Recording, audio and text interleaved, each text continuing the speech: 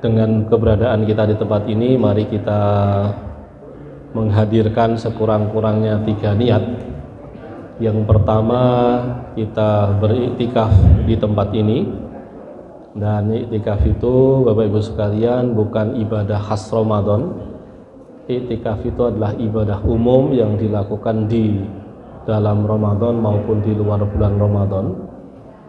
Dan iktikaf itu sesuatu yang dibutuhkan oleh jiwa kita.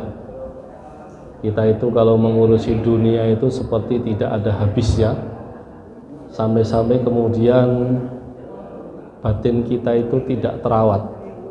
Rumah batin kita, kondisi batin kita itu terbengkelai dan kita tidak merasa itu masalah. Kita merasa tetap baik-baik saja. Dan ketika kita merasa baik-baik saja, itu sebetulnya menunjukkan bahwa kita tidak sedang baik-baik saja.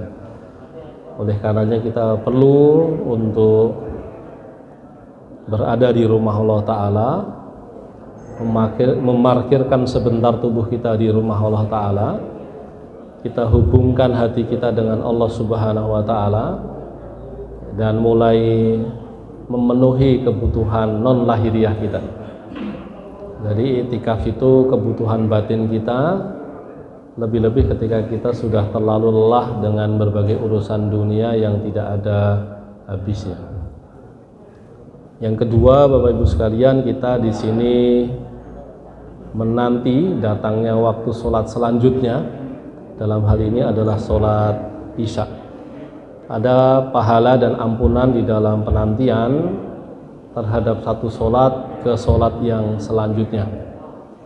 Waktu maghrib ke Isya ini pendek sekali, tidak sampai 1 jam, dan kita bisa manfaatkan dengan menanti maghrib ke Isya ini, tidak pulang dahulu, dan di situ kita mengharapkan pahala dan ampunan dari Allah Subhanahu wa Ta'ala.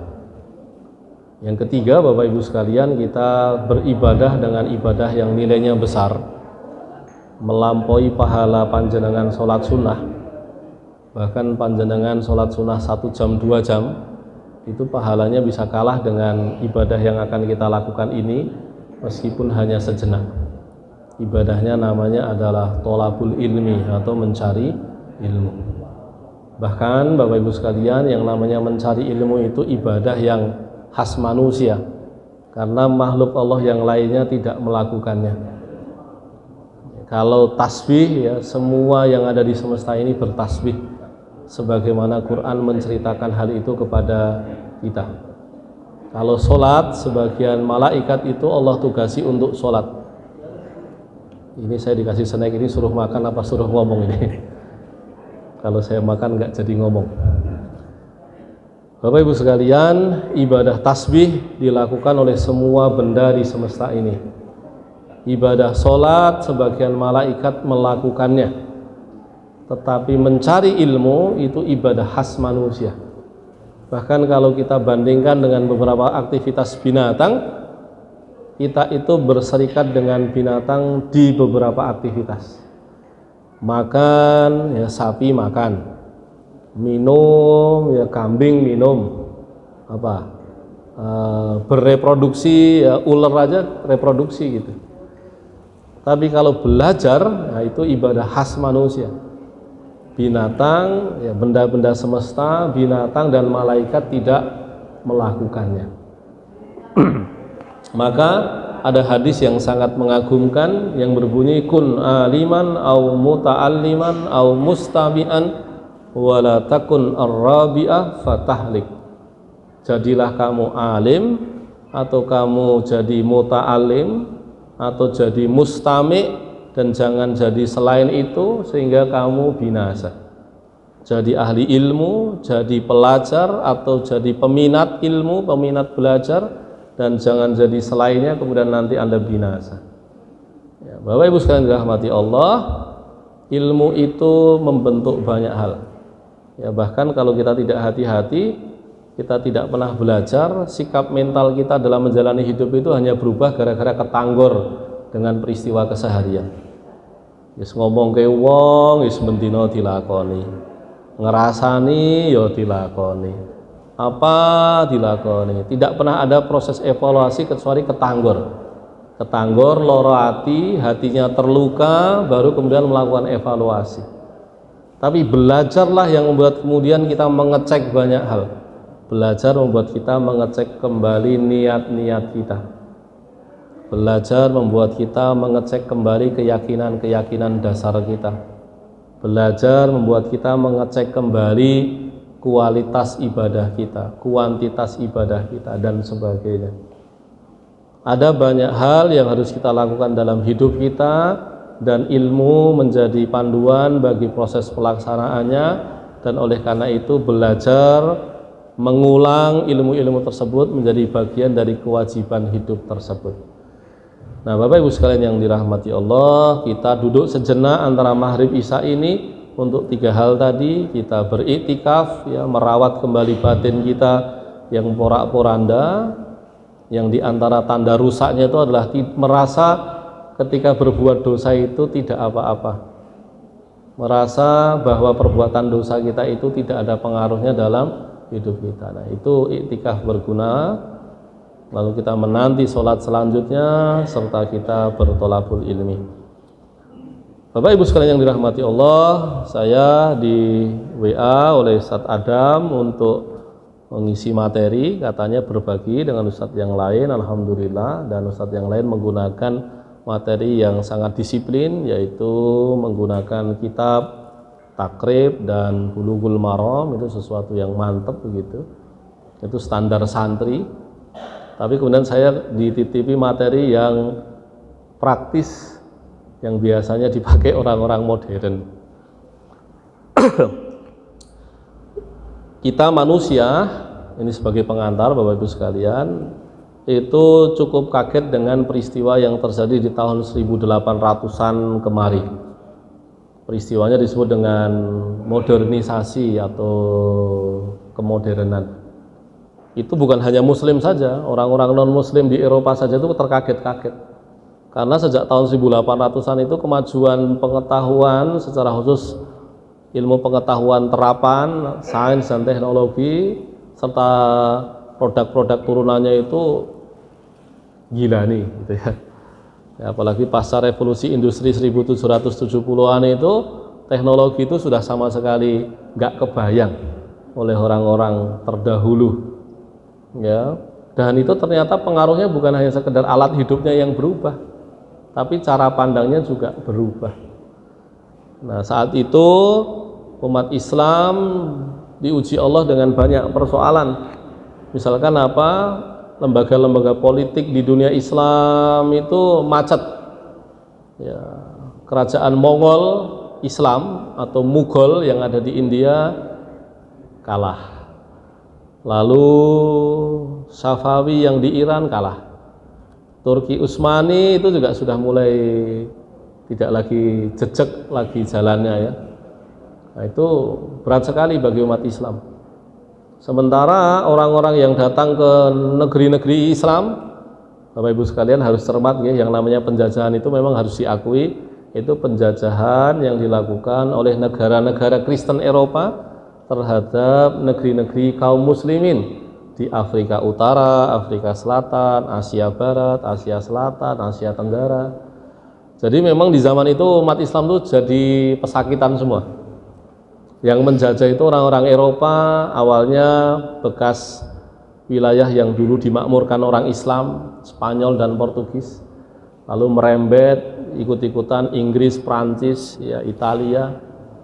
Jadi yang jajah itu tadi orang-orang Eropa, yang dijajah orang-orang Islam di Afrika Utara, Selatan, Asia Barat, Asia Selatan. Nah, itu dia. Nah, yang jajah itu membawa perangkat teknologi. Napoleon itu datang ke Mesir itu membawa mesin cetak, itu do kaget, ini mesin apa gitu. Kok iso obah dhewe, iso metu kertasnya dhewe. Dulu orang nulis dadak alun-alun iki metu dhewe gitu. Para ulama itu terkaget-kaget. Nah, itu. Dan Napoleon itu memang kemudian awalnya agak songong begitu, ya. Dia menginjak makamnya Salahuddin Ayyubi sembari mengatakan, ya, bangkit, ya, kami kembali gitu. Ya, karena dendam perang salib yang lama sekali kan, 600 tahun, 700 tahun. Mereka masih punya memori itu di benak mereka. Tapi singkat cerita orang Islam tuh kaget lah, kok sudah ada temuan-temuan baru gitu. Nah maka kemudian saat itu orang-orang Islam itu terbelah menjadi dua kelompok besar. Yang satu berkecenderungan pada tradisi, bahkan sedikit menolak yang modern, sementara yang sebagiannya lagi menerima yang modern, sehingga kemudian agak menyepelekan tradisi. Nah di negeri kita juga sama. Ya, itu terjadi kan di negeri-negeri besar kaum muslimin, di Mesir, di Turki, di India, Indonesia juga kena. Nah maka kemudian dulu orang-orang Indonesia yang mayoritasnya muslim setelah mendapatkan pendidikan modern itu pikirannya udah mulai macam-macam, mulai beragam. Enten yang muslim secara personal soleh tapi orientasi politiknya sekuler, kados Pak Karno, Pak Hatta, Pak Syahrir gitu ya. Ada yang malah kemudian muslim tapi baniku soleh secara personal tapi orientasi pemikirannya komunis. Masih ingat dulu ada namanya Tan Malaka, padahal hafal Quran itu. Karena memang berat sekali tantangan zaman itu, nggak karuan lah. Kita tidak perlu merasakannya gitu, kita hanya merasakan sisa-sisanya. Tapi ada juga yang kemudian keluar dari Islam, dari Kristen, lalu jadi ateis, ya. Seperti Amir Syarifuddin kalau masih ingat, ya. Nah, itu orang-orang begitu. Tapi yang tetap komitmen dengan Islam, nah itu juga bermacam. Ada yang kemudian menjadi modern, ada yang tetap menjaga tradisi. Yang menjadi modern, nanti orang-orang seperti Pak Nasir, Hamka, Munawar Khalil, Zainal Abidin Abbas, Zainal Abidin Ahmad, Zainal Arifin Abbas, itu ulama-ulama modernnya. Nah mereka kalau nulis itu pakai bahasa Melayu, bahasa Indonesia. Oh Pak, saya yakin dulu ketika muda kalau beli buku terbitannya Bulan Bintang, nah itu gengnya di situ. Sementara yang tradisi, yang menjaga tradisi sempat meredup gara-gara nulis itu dalam tulisan Arab. Ya Hasyim Asy'ari itu nulis kitab itu Arab gitu. Sementara generasinya generasi Isra maca Arab. Nah itu maka kemudian sempat tegang gitu ya antara yang modern dengan yang tradisional. Nah yang modern itu sebetulnya banyak. Kalau panjenengan iteni ya orang-orang Al-Irsyad yang kebanyakannya Arab, orang-orang Persis yang pandai berdebat, termasuk orang Muhammadiyah yang pinter nggaya sekolah gitu. Sementara yang tradisional itu sebenarnya juga tidak hanya satu wajah, ada yang berkumpulnya di Nahdlatul Ulama, itu yang paling besar. Tapi yang kecil-kecil ada kayak Perti, Wasliyah. Ustadz Somad itu sebetulnya awalnya kecilnya di tradisi Wasliyah, bukan Nahdlatul Ulama. Di Sumatera NU kan tidak begitu besar ya, tapi orang-orang tradisionalis dari Wasliyah, tokohnya seperti Sirajuddin Abbas itu kan yang menjadi tokoh-tokohnya. Nah, kalau orang mau ngikuti gaya tradisional itu sebetulnya belajar itu tertib. Biasanya mondok, kitabnya angel gitu. Nah, itulah yang kemudian di panjenengan pelajari Bapak Ibu sekalian yang di Selasa yang lain. Nah, itu kitab-kitab standarnya yang seperti itu. Adapun yang kami ditugasi untuk menyampaikan itu yang dari HPT, ya, Himpunan Putusan Tarjih. Nah, Himpunan Putusan Tarjih ini kalau sebetulnya kalau dibandingkan dengan misalkan kitab-kitab ulama gitu ya jauh sekali. Ulama itu kalau nulis itu bisa A sampai Z-nya itu terpikirkan gitu, ditulis pelan-pelan, baik ringkas maupun yang kuandele nganti marai ngeluh itu ada. Kayak kitab takrib niku nek di-print ngangge folio niku paling cuma berapa lembar. Tapi kalau sudah diberikan penjelasan itu kita ndelok wis bismika Allahumma ahya wa bismika amut. Ya saking kandele penjelasannya gitu Pak. Nah, matan goyah takrib niku mung sementen. Begitu penjelasannya luwih saka semeter kan wis trimo mundur teratur bubar kan itu. Nah, tapi kalau HPT, Himpunan Putusan Tarjih yang dikeluarkan Muhammadiyah itu dia seperti panduan praktis saja. Biar ora do gelut gitu nggih. Kok le carane salat tok do beda-beda gitu nggih, maka dikeluarkan panduan yang sifatnya untuk ya menyamakan, ya itu pun sebetulnya juga tidak mengikat. Ya, dia punya wawasan keterbukaan dan sebagainya. Nah, tetapi sekurang-kurangnya kalau ada pegangan bersama itu lebih mudah untuk seirama, untuk serasa, perasaannya itu bisa saling kesepahamannya itu mudah dibentuk. Nah, ini bagi Bapak Ibu sekalian yang dari Muhammadiyah gitu ini untuk mengenal lebih dalam HPT. Kalau yang dari modernis, nah ini termasuk membaca hazanah sendiri. Orang Persis Irsad itu kan dulu kan mengijol-ijolan.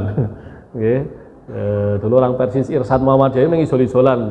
Wi dadi kono dadi kono itu lumrah sekali.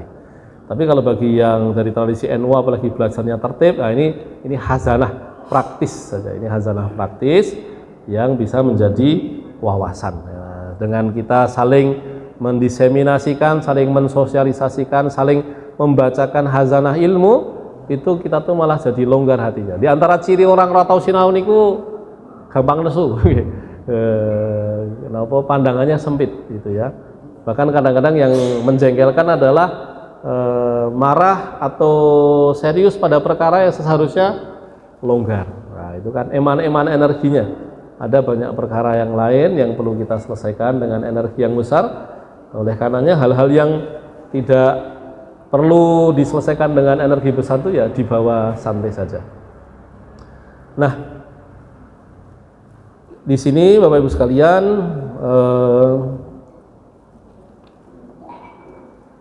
HPT itu Muhammadiyah menerbitkannya sudah 3 jilid. Nah, jilid 1 sudah dicetak sejak tahun 74, lalu kemudian sempat redup. Nah, orang-orang Muhammadiyah itu sempat golek HPT angel. Golek HPT angel, bahkan sebagian orang Muhammadiyah itu kalau di Jawa Timur cekelane niku malah soal jawabnya Ahmad Hasan Persis. Nah, bahkan beberapa kiai yang mengajar di pendidikan ulama tarjih Muhammadiyah itu dulu pegangannya adalah soal jawabnya Ahmad Hasan Persis. Ya, dilanjutkan dengan kata berjawabnya Abdul Qadir Hasan, ya, putranya Hasan. Baru setelah tahun 2000-an cetakannya jadi banyak. Itu jilid 1. Jilid 2-nya itu pernah diterbitkan baniku hilang. Itu dereng jedul melih. Ya, sampai sekarang jilid 2-nya itu nggak muncul-muncul. Ya, katanya pernah diterbitkan oleh Universitas Muhammadiyah Malang, ya, tapi sekarang masih dilacak ulang dokumen-dokumen keputusan-putusan awalnya, ya, sedang diedit ulang dan masih menanti. Sedangkan jilid 3-nya itu beberapa tahun terakhir sudah dicetak banyak. Jadi yang mudah didapatkan itu jilid 1 dan 3. Jilid 1 dan 3. Sedangkan kalau yang sifatnya fatwa-fatwa itu orang Muhammadiyah punya yang namanya tanya jawab agama. Itu sudah sampai terbaru 9 jilid. Ya, tetapi itu simpel sekali. Pertanyaannya apa dijawab, pertanyaan apa dijawab. Ada yang kadang terulang, ada yang dijawabnya simpel, ada juga yang dijawabnya kadang cukup berbobot dan cukup panjang. Itu dia. Adapun di antara beda HPT 1 dengan HPT 3 itu yang paling kentoro apa? Kalau model lama itu masih teksnya itu double, Arab dan Indonesia. Jadi ketoro koyo kitab cekelan sing wangun tenan ngoten nggih. Itu dia. Tapi kalau yang jilid 3 sudah akademis sekali. Bahasanya itu sudah agak-agak kaku begitu ya, naskahnya panjang ya, dan tentu menjawab persoalan-persoalan yang dibincangkan kekinian yang belakangan. Contohnya fikih air. Ya, ini kata fikih diperluas kembali karena asalnya Bapak Ibu sekalian kata fikih itu maknanya bukan aturan nggih. Fikih itu asalnya berarti pemahaman yang mendalam. Al-fahmud daqiq. Bahkan ketika awal-awal dunia Islam itu berkembang ilmu pengetahuannya, kata fikih itu menjadi kata yang mewakili semua perbincangan ilmu pengetahuan di zamannya. persis kata filsafat yang dipakai di Yunani 500 tahun sebelum Masehi. Jadi dulu orang-orang Yunani itu kalau nyebut kata filsafat itu artinya adalah obrolan ilmiah tentang apa? Apapun, dari fisika, metafisika, matematika, politik, ekonomi domestik, itu orang Yunani. Nek teng Islam ya, kata fikih itu perbincangannya apa? Kata fikih itu ya ada bahasan tentang keyakinan, hukum peribadatan, hukum transaksi, bahkan perkara hati. Makanya ada bahasan istilahnya fiqhul qulub, fikih hati. Itu ada. Karena kata fikih itu awalnya ketika dipakai itu artinya ya gampangnya ilmu gitu ya. Nah, lalu kemudian istilah itu sempat menyempit, tetapi makna luasnya itu nggak pernah hilang Bapak Ibu sekalian. Makanya kalau orang yang belajar bahasa Arab itu linguistik itu namanya fiqhul lughah, fikih bahasa. Fikih bahasa itu artinya linguistik. Nah, sosiolinguistik itu fiqhul lughah ijtimai. Itu sosiolinguistik. Kalau psikolinguistik ya linguistik kejiwaan, kalau tadi linguistik sosial ya, linguistik kejiwaan, fiqhul lughah an-nafsi. Nah, itu kata fikih itu begitu. Nah, ini wawasan penting ya, sehingga kita tahu fikih itu sebetulnya canggih sekali. Ya, bahkan dunia Islam itu selama ratusan tahun itu dikendalikan dengan fikih tersebut. Nah, dunia Islam itu baru kaget itu ya belum lama. Dunia itu baru bekerja dengan nalar yang berbeda itu ya baru 200-300 tahun terakhir. Yang pakai filsafat, pakai sains kontemporer itu ya baru 100-200, paling pol 300 tahun terakhir. Sebelumnya itu orang Islam itu nalarnya ya fikih gitu. Karena apa? Semuanya itu sudah ada aturannya. Itu. Nah, maka tadi Bapak Ibu sekalian di HPT 3 itu ada fikih air itu. Fikih air itu bukan tentang halal haram, tapi apa makna air, bagaimana air itu terbentuk. Lalu dalam Islam air itu ada air mutlak, ya, ada air mustakmal, ya, hal-hal seperti itu bagi orang Islam itu perlu tahu. Bapak Ibu sekalian misalkan siram nggih, mandi besar, kemudian biasanya kan tahunnya kalau mandi besar itu kan pakai wangi-wangian, ya. Terus senajan males lembilas nganggo sampurien, bersampo dan bersabun duluan. Nah, baniku baru dibilas. Nah, itu kalau bilasnya itu sebatas menghilangkan sabun dan sampo, itu mandi besarnya belum dilakukan. Itu tidak sah mandi besarnya. Ya, karena apa? Karena airnya, yaitu air yang seharusnya adalah air mutlak, itu baru menghilangkan zat-zat yang melekat di badan dan belum berguna untuk membilas seluruh tubuh, ya, dengan air mutlak yang menghilangkan hadas besar. Nah, itu hal-hal seperti itu perlu dikenali agar jangan sampai ibadah kita menjadi tidak sah karena kita salah menempatkan air atau salah menggunakan air. Nah, adapun kembali tadi ya bahasanya sudah lebih luas ya. Adapun kalau HPT yang awal itu separuhnya Arab, separuhnya Indonesia. Nah, HPT jilid 1 ini ya ada 16 bagian. Lalu bagian pertama itu adalah hasil dari kongres. Dulu orang Muhammadiyah itu nyebutnya kongres. Ya, nyebutnya bukan muktamar, nyebutnya kongres. Ya, dan dulu tahunan karena dulu masih kecil. Muhammadiyah itu dulu hanya masih sekitar Jogja, lalu meluas ke Jawa gitu, baru belakangan sampai ke Sumatera. Ya, di Sumatera Barat yang pertama kali membawa Muhammadiyah itu bapaknya Hamka, namanya Haji Abdul Karim Amrullah, HK atau Haji Rasul atau Abdul Karim Amrullah. Tapi beliau juga termasuk orang yang pertama kali menentang beberapa pilihan pendapat Muhammadiyah, dan itu lumrah-lumrah saja di dalam dunia ilmu.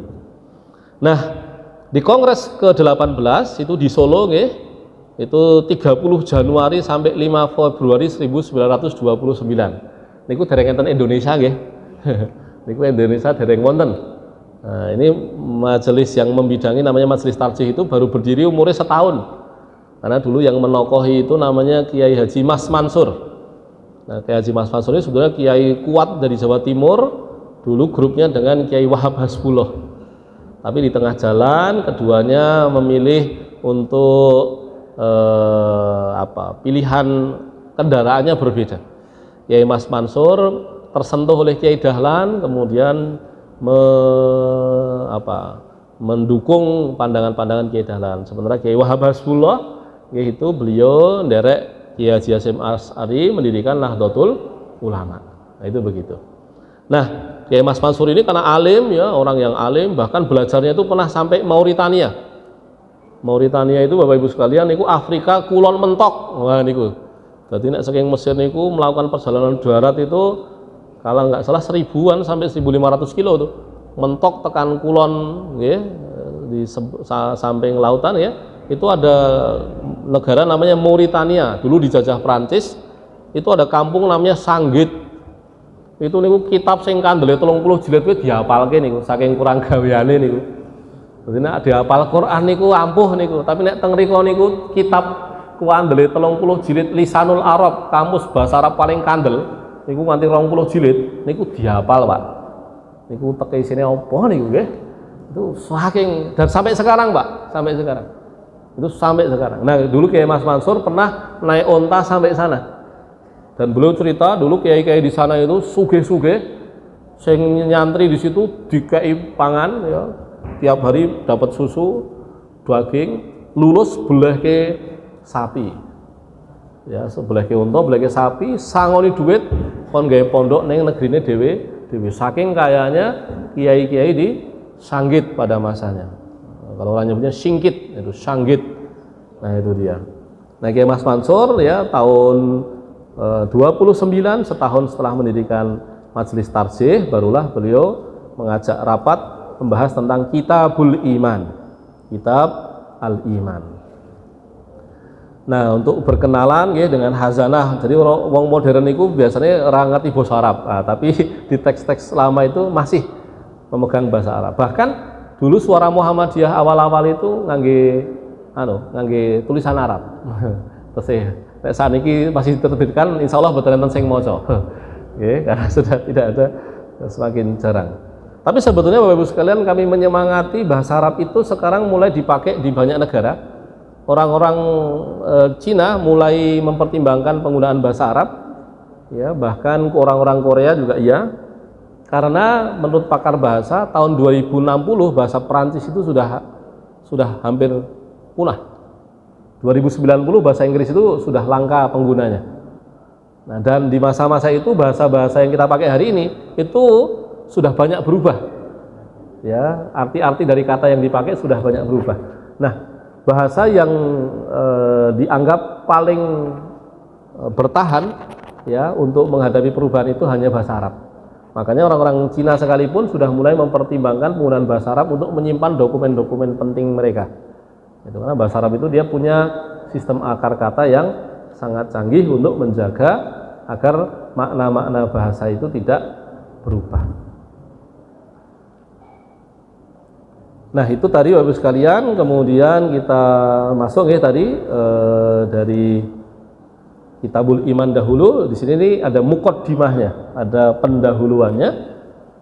Bismillahirrahmanirrahim. La ilaha illallah wahdahu la syarikalah wa bihil haulu wal quwwatu.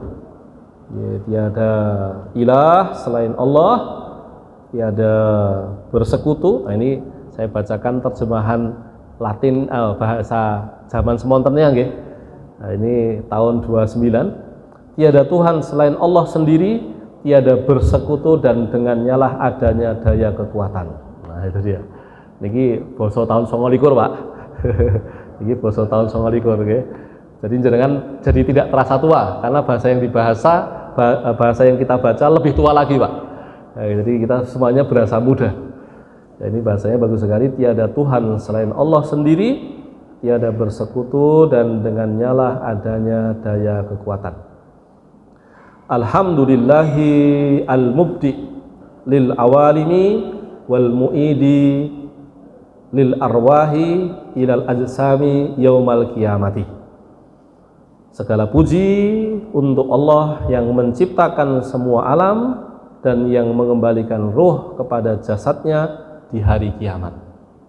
Nah, ini kita diingatkan Bapak Ibu sekalian, kita dulu muda dengan semua kebugaran kita, lalu kita beraktivitas, makan, lalu tubuh kita mulai bermasalah, tubuh kita mulai tidak bersahabat, mangan emping setitik ngeluh seminggu, dan nanti pada akhirnya Bapak Ibu sekalian kita akan binasa. Kita cepat atau lambat secara bergantian akan meninggalkan dunia ini, tubuh kita akan dikuburkan, ya, tubuh kita mati karena ruhnya telah terpisah dari jasad. Tetapi nanti di hari kiamat semua ruh kita akan dikembalikan Allah kembali ke dalam tubuh kita. Wassalatu wassalamu ala sayyidina Muhammad. Wong Muhammad dhewe ngangge sayyidina nggih. Wassalatu wassalamu ala sayyidina Muhammad khatamin nabiyyin wa afdhalil mursalin wa ala alihi ajmain. Rahmat dan salam semoga terlimpah pada junjungan Nabi Muhammad, penutup para nabi dan seutama-utamanya utusan, serta pada sekalian keluarganya. Bapak Ibu sekalian, penyebutan kata sayyid untuk Nabi Muhammad itu yang diperselisihkan di dalam sholat. Jadi bagi yang merasa bahwa itu bisa dibaca, monggo. Yang merasa itu tidak bisa dibaca dalam sholat, nggak usah dibaca. Tapi kalau di luar sholat, sepakat boleh mengucapkan Sayyidina Habibina Rasulina Muhammad Sallallahu Alaihi Wasallam. Itu kita perlu tahu tempat berselisihnya tuh di mana. Jangan baru kuwi pokok men ra oleh. Nek jurus pokok men niku pun mboten ngangge akal niku ngangge okol. Nggih ya sekalian, jadi kita perlu tahu perselisihannya itu di salat. Ada yang membolehkan, ada yang tidak membolehkan. Adapun di luar salat itu sesuatu yang diperbolehkan. Nah, itu kata sayyid itu kalau dalam bahasa Jawa kita tuh nggih kanjeng Nabi, ya, Sayyidina Muhammad kaya dene kanjeng Nabi. Dan kemudian sholawat itu juga kita tujukan untuk keluarga beliau. Bapak Ibu sekalian yang dirahmati Allah, ya, kita ini di media sosial niku ada yang kayaknya itu menjadi admin pergelutan. Ya, jadi memang dia itu terampil untuk membuat kita bertengkar di antara kita. Nggih, yang NU dikon gelut karo wong habaib. Nah niku nggih. Nek sing Muhammadiyah dikon gelut karo wong Salafi. Nah, itu kayaknya ada adminnya, itu ada petugasnya. Ada yang dibayar mahal untuk membuat wong Islam niku do gelut. Nggih. Bukan hanya di tahun politik, ya. Di luar politik pun, di luar tahun politik pun dikon gelut. Ya, bahkan kadang-kadang apesnya kita tuh kadang-kadang menikmati gelutnya. Nggih, ya. Jadi malah seneng nek gelut. Kaya niki cocoknya Indonesia niku bersatu padu. Indonesia bersatu padu, bukan bersatu padu, Pak, tapi bersatu padu. Jadi nek padu niku seneng. Nah, ini kan tentu sesuatu yang tidak benar. Adapun ya ini baik yang NU maupun Muhammadiyah, asalnya kita diingatkan bahwa mencintai keluarga Nabi itu wajib. Ya, itu. Nah, persoalan kemudian nanti ada orang yang mengaku habaib dan enggak soleh, ada yang mengaku habaib dan dia palsu, nah itu perkara lain. Tapi asalnya kita wajib mencintai keluarga Nabi. Apalagi kalau dia alim, soleh, wah itu tentu dia punya hak lebih karena nasabnya, karena ilmunya, karena kesalihannya. Tapi kalau dia habaib, turunan Nabi, lalu nggak soleh, ya seperti halnya manusia pada umumnya, ada yang soleh, ada yang enggak soleh. Tapi kalau ada yang ngaku-ngaku padahal palsu, nah ini perlu dijelaskan pada publik bahwa orang ini bohong. Ya, semua kedustaan tidak kita terima. Ya, semua kedustaan kecuali yang dibolehkan, misalkan bapak-bapak mengatakan kepada istrinya, "Bu, kok jenengan iki ayu gitu." Padahal nggih ora. Nah, itu kebohongan yang boleh diterima, Ya, mendamaikan orang bermusuhan, nah itu kebohongannya boleh. Tapi kalau ada orang yang mengaku-ngaku dengan nasab yang bukan nasabnya, itu haram. Itu dosanya besar sekali. Maka kita membantu saudara muslim kita yang begitu itu dengan cara mencegahnya, melarangnya, bahwa itu tidak boleh. Nah, terus kemudian waqad warada fil hadisi an Umar radhiyallahu anhu qala. Ada hadis dari Umar bin Khattab radhiyallahu anhu, beliau mengatakan, hadisnya agak panjang Bapak Ibu sekalian. Kalau ngaji kitab Arba'in ini hadis kedua. Kalau ngaji Sahih Muslim ini hadis pertama. Ini dikenal dengan hadis Jibril. Disebut dengan hadis Jibril karena ceritanya malaikat Jibril itu datang dalam bentuk manusia dan gak ada yang kenal. Baru belakangan Kanjeng Nabi bercerita bahwa yang tadi tanya-tanya itu adalah malaikat Jibril. Hadisnya pripun? Umar bercerita, bainama nahnu julusun inda Rasulillah sallallahu alaihi wasallam dzata yaumin ittala'a alaina rajulun syadidu bayadis siyabi syadidu sawadis sya'ri la yura alaihi atharus safari wa la ya'rifuhu minna ahadun hatta jalasa ila nabi sallallahu alaihi wasallama fa asnada rukbatayhi ila rukbatayhi wa wada'a kaffayhi ala fahidayhi wa qala. Nah, itu ceritanya begitu dahulu sebelum nanti kita bertemu dengan pertanyaan dari orang itu kepada Kanjeng Nabi.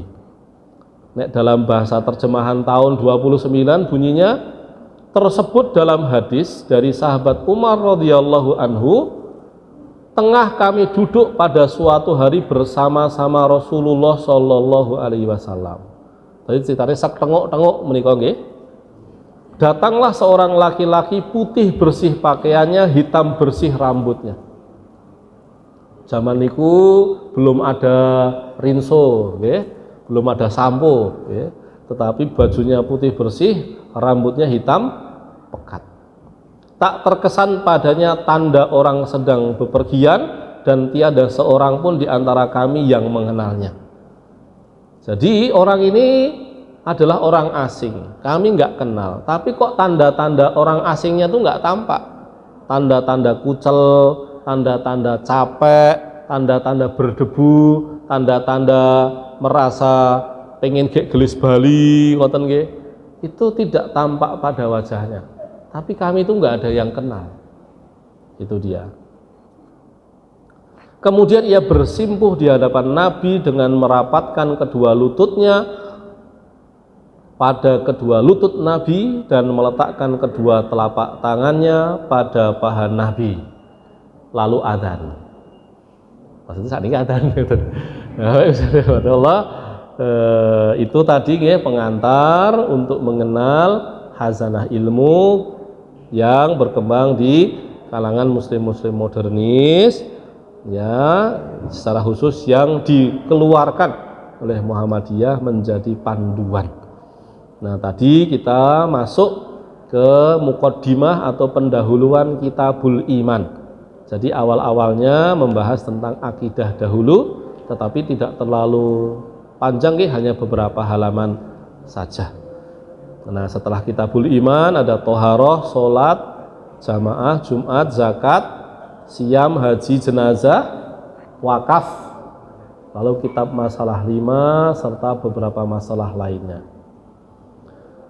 Nah, Bapak Ibu sekalian, ini awalan kita pelan-pelan menikmati. Semoga Allah dengan belajar ini lapangkan batin kita, bersihkan batin kita, tajamkan nalar kita sehingga kita lebih dekat pada yang benar, lebih mudah mengenali yang benar, lebih mudah untuk menjalani yang benar. Semoga Allah menuntun kita dunia dan akhirat kita.